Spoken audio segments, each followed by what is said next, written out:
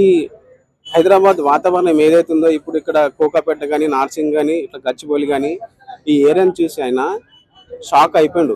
ఆయన ఏమన్నాడంటే తెలుసా, ఇప్పుడు మైన్స్ ప్లేస్ ఉంది కదా, ఆ ఏరియాని చూసి ఇది సేమ్ లండన్ టైప్ ఉంది, సేమ్ యూకే యుఎస్ టైప్ ఉంది, ఇంత డెవలప్మెంట్ అయిపోయింది అని ఆయన చెప్తుంటే నేను అడిగిన, సార్ మీకు ఎవరు ఇంత డెవలప్మెంట్ చేశారు సార్ అని మీకు ఏమైనా ఐడియా ఉందంటే ఆయన అంటే ఇక్కడ సీఎం ఎవరో ఆయనకు పక్కని చెప్పలేక కొంచెం మర్చిపోయాడు. ఒకననుకొని ఇంకొకనే పేరు చెప్పిండు. సరే అయినా కాదు, ఇక్కడ తెలంగాణ సీఎం ఎవరైతే కేసీఆర్ గారు అని చెప్పిన ఆయన ఏమంటుండంటే 10 సంవత్సరాలలో ఇంత పెద్ద ఈ తెలంగాణ రాష్ట్రాన్ని డెవలప్మెంట్ చేసిందంటే ఆయన నాలెడ్జ్కి సెల్యూట్ చేస్తా అని చెప్పి ఆయన అంటున్నాడు.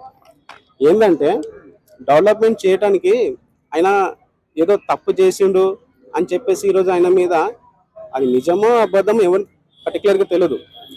ఎవరైనా సరే తప్పు చేస్తే చట్టం ముందర దోషిగా నిలబడాల్సిందే.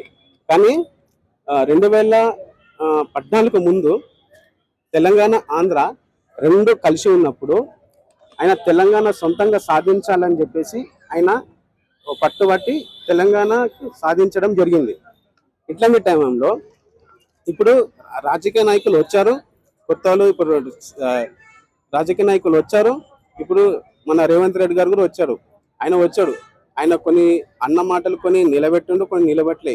కానీ ఇప్పుడు కేసీఆర్ గారికి ఇట్లా ఆ స్టిట్టు విషయంలో ఇది ఏదైతుందో దాంట్లో కొంచెం ఏదో గలిబిలి ఉన్నదని నేను చెప్తున్నా. ఎందుకంటే 10 సంవత్సరాల తెలంగాణ రాష్ట్రాన్ని ఎంత పెద్ద డెవలప్మెంట్ చేసిందో అది ఒక మన తెలంగాణలో ఉన్న ప్రజలకు కాదు, ఒకసారి చుట్టుపక్కల ఉన్న రాష్ట్రాలకు వాళ్ళని అడిగి చెప్తారు. మన ఈ రాష్ట్రాన్ని ఏదైతుందో బీహార్, యూపీ, గుజరాత్, రాజస్థాన్ లాంటి రాష్ట్రం నుంచి ఇక్కడికి బతకనికి వస్తారు. నేను వాళ్ళకి ఎందుకు వస్తున్నారంటే సేఫెస్ట్ ఏదైతే ఉన్నదో అని అనుకుంటున్నారో అది తెలంగాణ అని చెప్తున్నారు. అంటే దీనికి ముందు డెవలప్మెంట్ చేసింది ఎవరు? దానికి ఫామ్ హౌస్ రండి, నేను ఇక్కడ విచారం చేయను అని చెప్పాడు. అది ఎందుకు అన్నాడో అది ఆయనకి తెలియాలా, మనకు తెలియదు. అది ఇప్పుడు కొందరికి కొన్ని జాగాల ఆయనకు హెల్త్ ఇష్యూ, ఇప్పుడు ఆయనకు 70 సంవత్సరాలు చేంజ్ ఉంది దాదాపు. ఆయనకి ఇష్టం ఉంటుంది, ఇష్టం ఉండదు. అందుకాబట్టి ఆయనకు సొంత ఇల్లు ఇక్కడ బంజాయిస్లో నందినగర్ ఉన్నది, ఆయన సొంత ఇల్లు. నేను ఆడికి వస్తాను చెప్పుండొచ్చు, లేకపోతే వీలు కానీ ఆడికి రండి అని చెప్పుండొచ్చు. ఇప్పుడు కొందరికి ఇష్టం ఉంటుంది. కేసీఆర్ కి నోటీసులు ఇస్తారని అంటే ఆ నోటీసులు ఎందువల్ల ఇచ్చారు కూడా అది కూడా కొంచెం ఆలోచించాలి.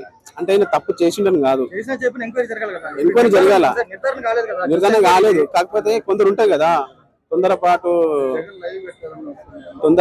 పడే వాళ్ళు ఉంటారు కదా, కేసీఆర్ మీద కుళ్ళు కుతంత్రాలు ఉంటారు కదా, వాళ్ళు చేస్తారు, వెనకాల ఉండే గేమ్ నడిపిస్తారు. దాని గురించి వీళ్ళు అట్లా చేయాల్సి వచ్చింది. అంతేగాని మరీ కేసీఆర్ అంత పెద్ద మన తెలంగాణ రాష్ట్రానికి డబ్బు పట్టించిన వ్యక్తి అయితే కాదు. ఒకసారి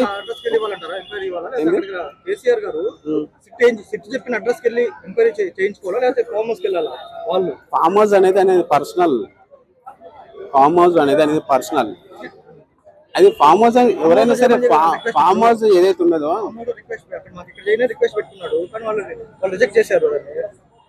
అది రిజెక్ట్ ఎందుకు ఎవరు చేసిరో అది వాళ్ళకి తెలుసు కదా.